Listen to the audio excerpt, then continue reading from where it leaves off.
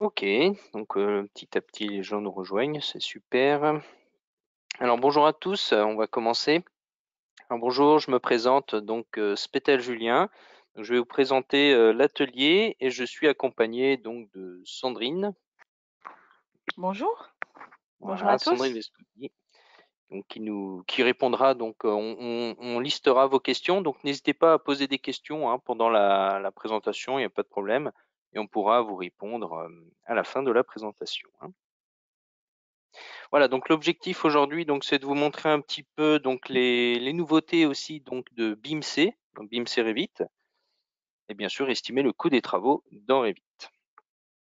Alors juste, pour faire un petit rappel quand même sur nos solutions qu'on propose, donc il faut savoir qu'on a donc, Devisoc qui permet d'aller donc, bien plus loin donc dans le chiffrage, hein, donc faire des estimations très précises avec pas mal de documents d'études, de réaliser également des consultations, des appels d'offres, l'analyse ainsi que des rapports et cetera et donc tout ce qui concerne également le suivi, client et entreprise. On a le fameux plugin BIMC, donc qu'on va voir, tout à l'heure, donc qui concerne principalement donc la connexion entre, Revit et Devisoc, mais également entre Revit et Excel aussi. Et bien sûr, on a JustBeam également qui permet également d'intégrer donc des IFC et justement pouvoir faire des quantitatifs dessus et depuis peu, on a aussi possibilité de faire des métrés et relevés sur plan PDF.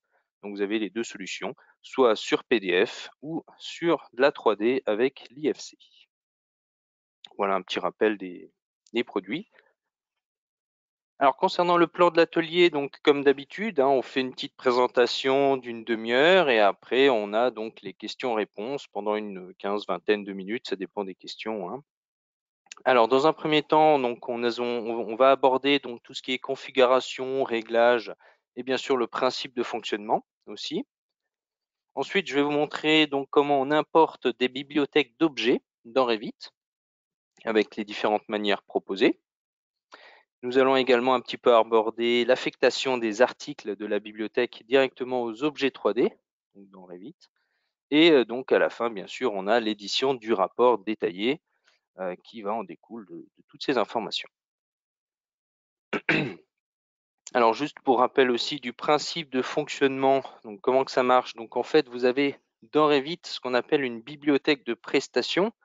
Donc à ce niveau-là, en fait, vous avez tout simplement, une bibliothèque de prestations. En fait, c'est vos ouvrages, hein, que vous pouvez, intégrer dans BIMC. Il faut savoir que BIMC est livré avec déjà une bibliothèque d'ouvrages. Donc je vous montrerai, hein, c'est d'ailleurs ce qu'on va utiliser. Ainsi qu'une bibliothèque de composition. Donc en fait, une bibliothèque de composition, pareil, je vous expliquerai un petit peu ce que c'est. Donc l'objectif, bien sûr, après, c'est de chiffrer. Donc on associe les prestations directement aux objets. Ça va vous donner ensuite, dans la partie 3, un tableau où on va pouvoir contrôler, vérifier les quantités si tout est fonctionnel et que tout est OK. Et en quatrième étape, le but, bah, c'est d'exploiter toutes ces quantités, hein, donc de pouvoir les extraire de 2 manières possibles aujourd'hui, soit vers Excel ou vers Devisoc, si vous avez Devisoc. Oups, j'ai raté une slide. Alors juste pour remémorer un petit peu les nouveautés, donc dans les grandes lignes, en fait, on a un nouveau format de fichier, de notes d'identification. Donc ça, je vais vous le montrer tout de suite après.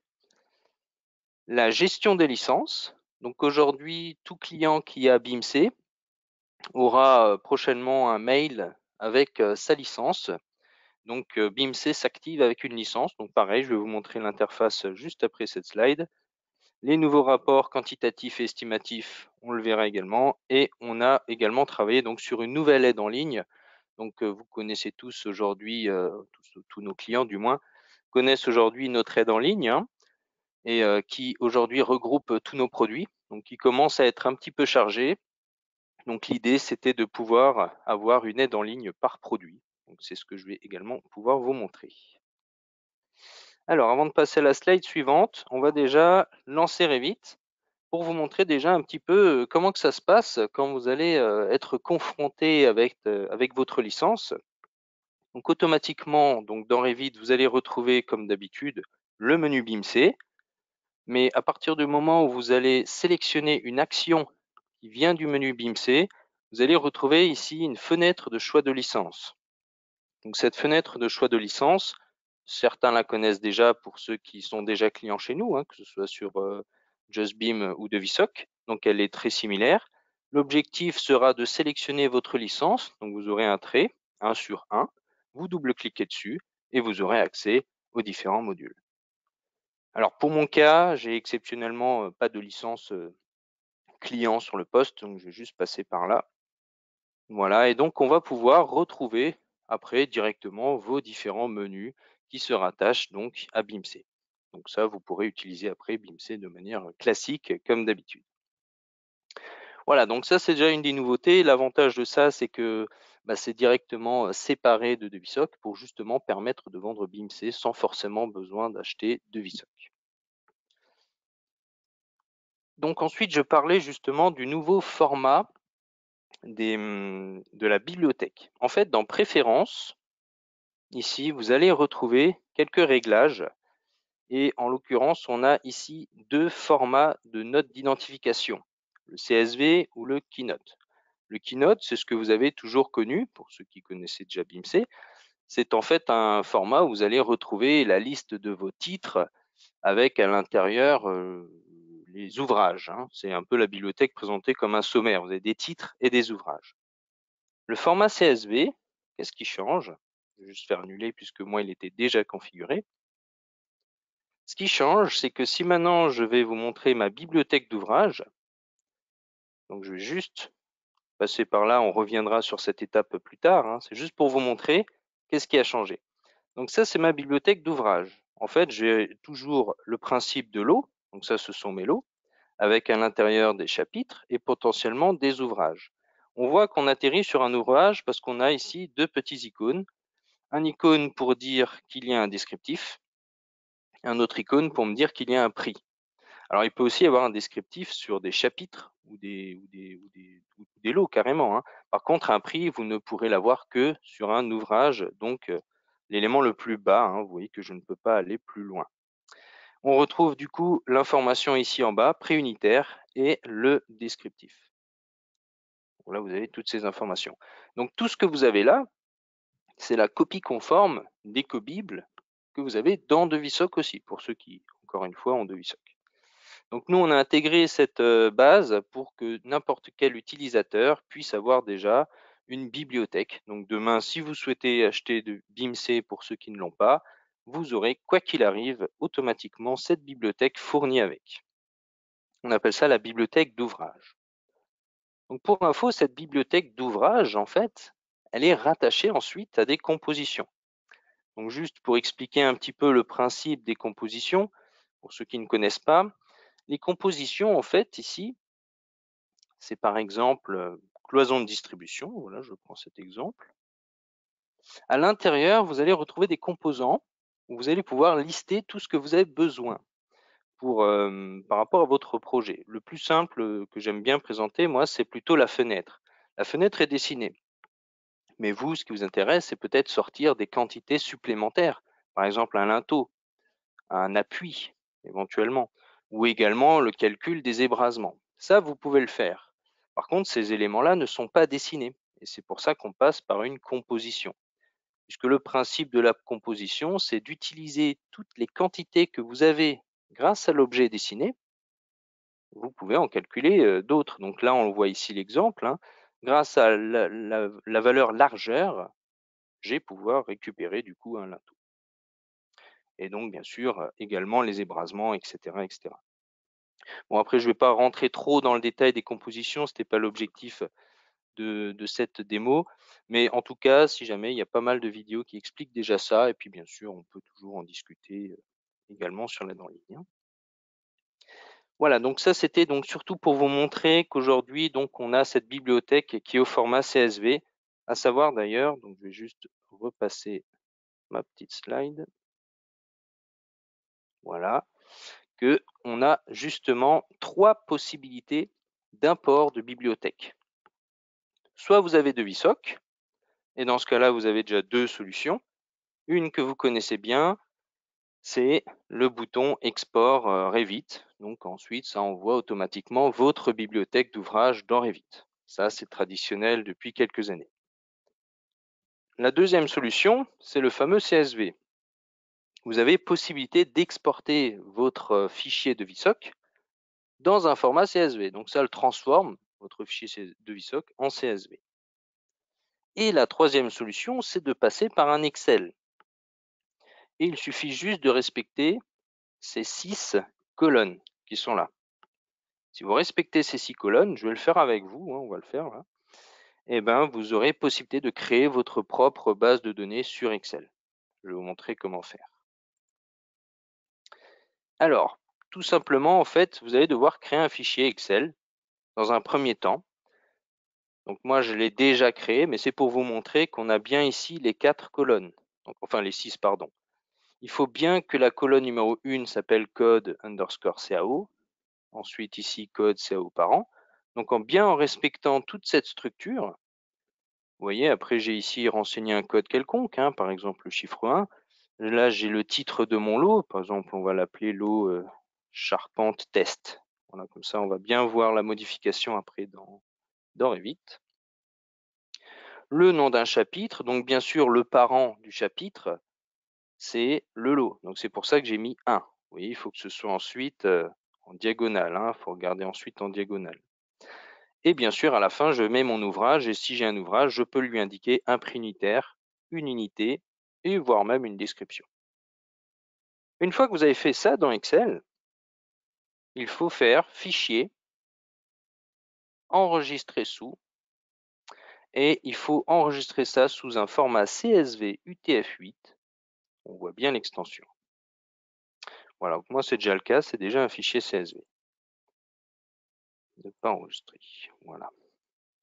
Et donc une fois que vous avez ce fichier CSV, comment on fait dans Revit? Eh bien, on retourne ici dans BIMC Préférences et je vais pouvoir renseigner ici mon fichier CSV. Donc, je fais Parcourir.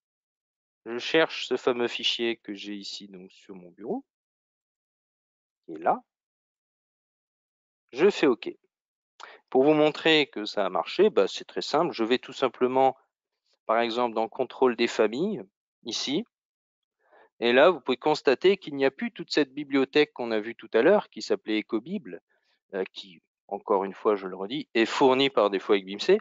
Là, en l'occurrence, j'ai créé moi-même ma propre bibliothèque en partant d'un Excel, que j'ai transformé en CSV, et je retrouve bien ici mes éléments. Alors, j'avais pas fait enregistrer tout à l'heure, c'est pour ça qu'il n'y a pas écrit lot charpente test, mais on voit bien exactement la même structure. Donc ça, tout ce que je vous ai montré là, vous inquiétez pas, c'est réexpliqué encore une fois dans notre aide en ligne, qui est disponible et que je vais d'ailleurs vous montrer tout de suite. Alors justement, comme je le disais, l'aide en ligne fait partie également des nouveautés. Donc quand vous allez cliquer ici sur aide en ligne, vous allez atterrir automatiquement donc vraiment sur une aide en ligne BIMC. On ne parle pas de VSOC, c'est présenté différemment, mais tout ce que vous avez à l'intérieur, c'est des choses que vous avez peut-être déjà connues et qu'on a bien sûr améliorées. Donc là, vous avez toute une aide explicative. Donc ce lien, vous aurez accès automatiquement quand vous aurez bien sûr BIMC. Et donc ce que je vous ai indiqué là, ce sont tout simplement des supports. On peut ici préparer ses ressources. Donc vous avez une explication ici pour préparer ses ressources. Et justement, vous avez une page ici, préparer sa bibliothèque d'ouvrages. Et là, vous avez typiquement ce que je vous ai expliqué. 2 formats de données possibles. Donc soit de VSOC, ce que je vous disais tout à l'heure, soit avec le fichier CSV. Et là, vous avez l'explication, donc typiquement ce que je viens de vous dire tout à l'heure. Voilà, avec l'exemple, en plus, c'est exactement la même capture. Voilà, donc ça également, c'était une des nouveautés. Je vais retourner donc sur ma petite slide. Donc on a vu donc la fameuse gestion des licences, on a vu donc l'aide en ligne, le format des fichiers des notes d'identification qui a changé. Et je vais juste vous rappeler également comment on affecte des articles. Parce que là, pour le moment, on n'a pas affecté grand-chose. On a juste regardé et vu effectivement qu'on a une bibliothèque d'ouvrages. Alors, comment on affecte? Pour ceux qui connaissent très bien, mais je vais vous montrer également pour ceux qui ne connaissent pas. Alors, il y a plusieurs possibilités. Soit on travaille avec la vue 3D ou avec contrôle des familles. Le contrôle des familles, c'est quand même vraiment intéressant parce que ici, tout est centralisé. Vous ne pouvez rien l'oublier parce que en fait, tout ce que vous avez dans la vue 3D est retransmis ici. Et en fait, vous allez retrouver ici tous vos éléments avec vos familles, hein, vos objets et tout ça. Et vous avez une colonne note d'identification. C'est ici qu'on affecte un code. Et il y a deux possibilités. Soit vous affectez un code directement à votre bibliothèque d'ouvrages, ici, ou vous passez par les fameuses compositions qui, encore une fois, si vous souhaitez en savoir plus, vous pouvez retrouver donc, toutes les informations hein, sur l'aide en ligne. Mais encore une fois, là, on retrouve la possibilité d'affecter donc notre code composition. Donc là, j'en ai déjà quelques-uns qui sont affectés et ça va me donner automatiquement des résultats dans mon rapport. Alors justement, par contre, il faut quand même que je remette ma Bible, hein, sinon ça ne va pas marcher. Donc je vais la resélectionner. Soc, projet, et la voilà. Ouais, sinon, j'aurai aucun résultat dans mon rapport, puisque bien sûr, les codes CAO hein, dépendent de votre bibliothèque d'ouvrages. Donc voilà le principe de fonctionnement pour l'affectation. Hein. Donc on vient ici, on va sur les trois petits points, on choisit soit une composition, donc quelque chose qui sera beaucoup plus détaillé, que si vous venez directement sélectionner l'article. Parce qu'encore une fois, si vous choisissez juste l'article, si je prends une fenêtre, bah, vous n'aurez que la fenêtre. Vous n'aurez pas tout le reste. Hein. La composition, en l'occurrence, vous aurez tout le reste. Ce qui est aussi intéressant, c'est que vous avez un bouton recharger. Ça veut dire que si d'un côté, vous avez un collègue qui travaille éventuellement sur le fichier CSV, qui est sur un serveur, lui, il travaille dessus tranquillement. Vous, vous êtes connecté à ce fichier qui est sur le serveur. Il dit, bon, bah voilà, j'ai fait des modifs. Bah vous avez juste à cliquer dessus, recharger. Hop, vous aurez automatiquement toutes vos modifications qui seront visibles instantanément. Vous n'aurez pas besoin d'aller directement dans Préférences, de recharger le fichier, ou voire même d'autres méthodes qu'on employait avant. Hein. Il fallait passer par gérer, si je ne dis pas de bêtises, enfin non, annoter, pardon. Voilà, une note d'identification, etc. Donc ça, on n'a plus besoin de faire. On peut directement passer donc par ici, hein, le bouton recharger. Voilà, ça c'est pour l'affectation. Donc en termes de nouveautés, alors je vais juste afficher ma petite fenêtre, voilà. Et donc maintenant, je vais vous montrer ensuite les rapports. Donc là, ça a beaucoup changé hein, dans les rapports. Alors justement, j'ai ici deux choix possibles. Soit je fais un rapport sélection, c'est par rapport à ce que vous aurez sélectionné dans votre vue. Je peux très bien dire, tiens, je vais prendre que ça. Et dans ce cas-là, mon rapport ne sera limité qu'à ce qui est présenté ici, en termes de quantité. Ou alors je fais échappe et je vais pouvoir choisir un rapport projet. Donc là, on va le laisser charger. Voilà. Voilà, donc le design a beaucoup changé. Comme on peut le voir, vous avez des éléments en gras, une petite surbrillance jaune-orangé. Donc il est un peu plus sympa visuellement et puis il y a surtout beaucoup plus de données. Alors, vous avez ici trois rapports possibles.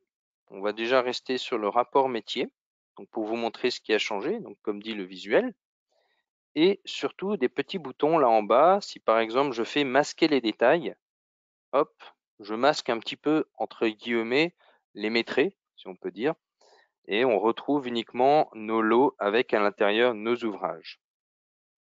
Et si vous avez des prix unitaires dans votre bibliothèque, bah vous aurez automatiquement ici le résultat. Et ici, vous allez retrouver donc le prix total à chaque fois donc des lots ou des ouvrages et à la fin, le prix total complet du projet. Bon là, je suis même pas d'ailleurs sur tout le projet, il faudrait que je fasse ça pour avoir tout, masquer les détails. Voilà, 89 000. Voilà, donc le visuel a vachement changé, il est beaucoup plus complet. Et ce qui est aussi intéressant, alors j'ai qu'un écran ici pour le coup, mais je vais quand même vous montrer, c'est qu'on a des petites flèches ici, vous voyez. Si par exemple je clique sur la petite flèche de cloison, hop, vous voyez ce qui s'est passé là dans ma vue derrière, bon, on voit pas trop bien, mais en gros ici, il a sélectionné mes cloisons.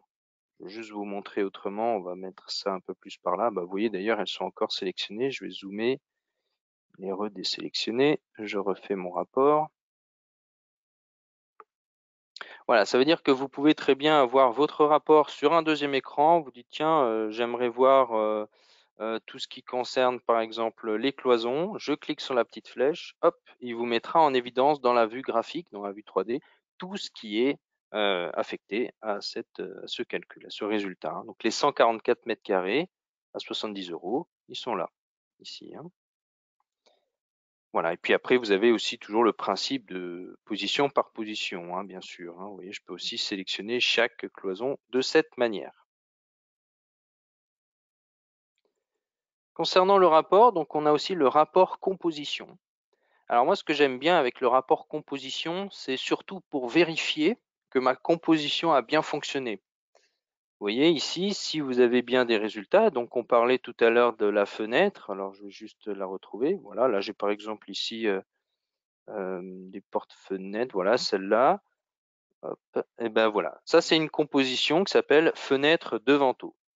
Donc visiblement à l'intérieur, il y a 3 composants, entre guillemets des ouvrages. Il y a façon d'encadrement des ouvertures, donc j'ai apparemment 3,67 carrés. Des fenêtres, j'en ai 7 et du coup j'ai 9,8 mètres linéaires de linteau. Puisque du coup, bah, il fait 7, enfin la dimension de la fenêtre, hein, plus les fameux 0,10 cm, enfin les 10 cm de chaque côté, hein, pour faire tenir le linteau. Voilà, donc ça c'est le principe de la composition et on voit bien que ça a fonctionné. Et ensuite, vous avez le rapport catégorie, voilà, où vous allez retrouver en fait bah, les catégories de Revit, hein. Qu'est-ce qu'il y a dans mur, qu'est-ce qu'il y a dans fondation, ossature, fenêtre, etc., etc. Donc celui-là, après, c'est à vous de voir si pour vous il est plus pratique à utiliser, hein, parce que si vous avez l'habitude d'utiliser plutôt les catégories, hein, ça sera quand même plus intéressant. Donc là, vous allez tout développer, tout réduire, donc ça ferme directement les éléments. Ensuite, on peut aussi ici filtrer les bâtiments, les zones, les niveaux et les pièces. Donc tout ce que vous avez là, ce sont les éléments qui s'apparentent à BIM-C. Si maintenant je ferme juste mon rapport, je vous montre. Je sélectionne cette cloison et je fiche le menu, voilà. Et ici, vous avez une possibilité d'ajouter des informations pour dire bah, cette cloison, elle se situe dans le bâtiment A, au rez-de-chaussée, dans la zone A101, par exemple. Et ça, si vous voulez, ça peut surtout vous servir à récupérer aussi ensuite une structure de localisation dans Devisoc, par exemple. Et bien sûr, comme on peut le voir dans le rapport, hein, ça s'affiche très bien. J'affiche de nouveau mon rapport complet. Voilà. Et du coup, maintenant, je vais vous montrer l'export Excel. Il faut savoir qu'ici, il y a deux formats d'export possibles. Soit on exporte vers Devisoc, on va le faire aussi, hein, soit on exporte vers Excel. Donc, je vais déjà faire l'export Excel puisque tout le monde a Excel normalement. Voilà, donc ensuite, je choisis l'emplacement sur le bureau. Donc, moi, il existe déjà, forcément, parce que j'ai quand même préparé cette présentation, hein. Voilà, ça charge un petit peu. OK. Alors, ce qui est intéressant avec l'Excel, bah, c'est qu'il est du coup très semblable hein, à ce qu'on a dans Revit BIM-C. Donc, on a déjà nos 3 rapports en bas, rapport métier, rapport composition et rapport catégorie. Et ce qui est aussi bien, c'est là-haut les 3 petits, donc les 3 petits chiffres, hein, 1, 2, 3, ce qui va vous permettre de réduire les niveaux. Ça, c'est vraiment pratique, hein. Donc ça vous permettra de constater ensuite un peu comme un récapitulatif tout corps d'état, hein, quand on est dans ce format. Quand on est dans ce format, c'est plus un peu un DQE sommaire, hein, et là vous aurez plus quelque chose d'un DQE sommaire détaillé, par exemple. Voilà. Voilà le côté Excel. Et donc pour vous montrer sur Devisoc, alors je vais juste l'ouvrir de mon côté. Alors pourquoi j'ouvre Devisoc d'un autre côté? Parce que je vais gagner du temps au niveau de l'import, parce qu'il va automatiquement détecter qu'il est ouvert, vous allez voir. Je vais juste créer un projet, par exemple, ici. Oh bah tiens, j'en avais déjà un. Je vais l'appeler import 2.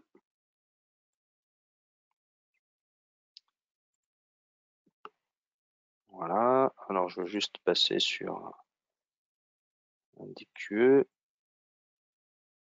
Voilà. Très bien. Et donc là, du coup, ce que je vais faire, c'est que je vais directement importer donc mon projet ici. Alors, je viens ici, je fais export de VSOC. Je retrouve ici mon fichier, très bien. Oui. Et automatiquement, il m'ouvre de VSOC en me disant, voilà, je suis prêt à importer le fichier DQX. Oui, hein, donc il l'a automatiquement détecté de VSOC. Et j'importerai ça ici à l'aide de tel et tel fichier. Alors, comme on est en train de faire des mises à jour aussi avec la bibliothèque Ecobible, bien entendu, moi, il va falloir que je change mon chemin pour justement prendre cette nouvelle bibliothèque Ecobible 2.1 et je fais importer. Et là, vous allez voir qu'il va reconstruire. Donc bon, là, j'avais visiblement que de la plâtrerie, donc il m'a repris uniquement la plâtrerie. Voilà, mais en tout cas, ça reconstruit automatiquement toute l'affaire. Je l'ai fait tout à l'heure sur un autre projet. Je vais vous montrer ce que ça peut donner. Voilà, c'était celui-là de ce matin, où on retrouve exactement les mêmes informations. Et là, vous allez retrouver un DQE très détaillé. Hein. Donc, si je retourne côté plâtrerie, on avait 179 mètres carrés de cloison, visiblement. On va quand même vérifier notre petit rapport.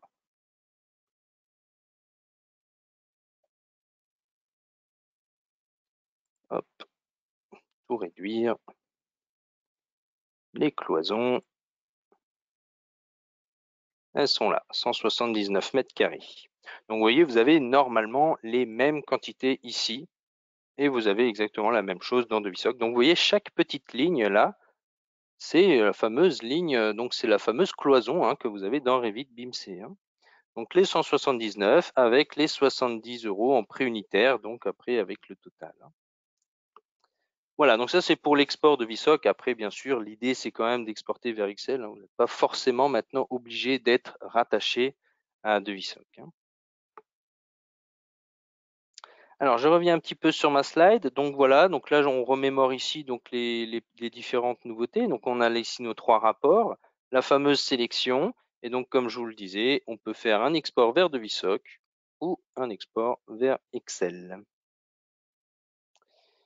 Alors pour information, le prochain atelier concernera DeVisoc. Donc on revient un petit peu sur DeVisoc hein, et c'est optimiser vos calculs de quantité. Donc c'est à la rentrée, c'est le 8 septembre, puisque forcément là on arrive dans une période un peu creuse, hein, juillet-août.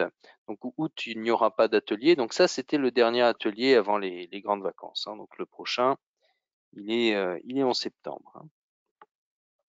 Bien sûr à 16h, hein, toujours à 16h. Hein. Sandrine, tu es de retour? Je suis là. Ah, Je ouais, suis ça là. avait coupé avant. Très bien. Donc voilà, j'étais en train de finaliser. Donc, en tout cas, on vous souhaite de passer de bonnes vacances. Hein. Hydratez-vous bien, il va peut-être faire chaud. Et puis, surtout, revenez nous voir au prochain atelier hein, qui aura lieu le 8 septembre. Et restez vigilants sur vos mails et les newsletters et tout ça pour avoir les informations pour BIMC, pour ceux qui l'attendent impatiemment. Hein. Donc, il n'y a pas de problème, ça va venir assez vite. Voilà, Merci à merci tous encore à vous. pour votre À bientôt. écoute et bonnes vacances. Merci beaucoup. Au revoir. Au revoir.